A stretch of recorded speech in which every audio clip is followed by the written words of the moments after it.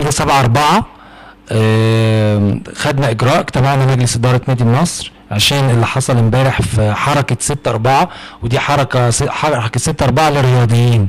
اجتمعنا في الاقصر 45 نادي وقررنا سحب الثقه من اتحاد الكره.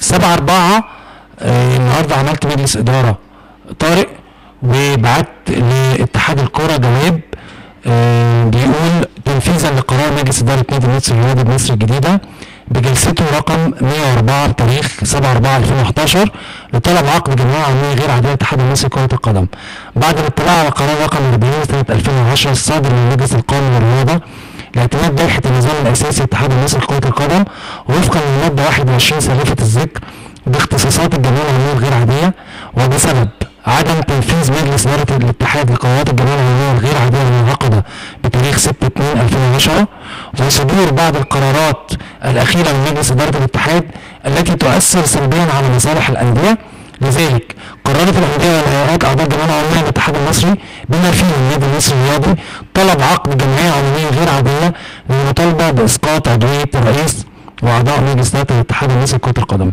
بعتنا فاكس النهارده للاتحاد الكره والمجلس القومي للرياضه، واعتبارا من النهارده لحد يوم الاحد او الاثنين نكون كملنا النصاب القانوني للدعوه، وفي خلال 15 يوم من اكتمال النصاب القانوني هيكون في اجتماع الجمعيه العموميه. حتى لو رفض اتحاد الكره اللائحه بتقول نعملها احنا بدعوه الجهه الاداريه ويكون الاجتماع صحيح.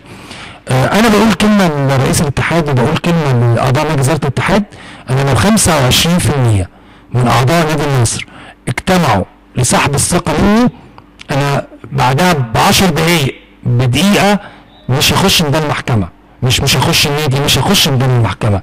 فانتوا مستنيين ايه؟ انتوا مستنيين نبقى 75%؟ اوعدكم في خلال 3 اسابيع هنوصل 75%، واوعدكم ان شهر 5 مش هيعدي عليكم وهيكون في اتحاد جديد يراعي مصالح الانديه ما يراعيش مصالح القياده السياسيه او المصالح الخاصه. شكرا.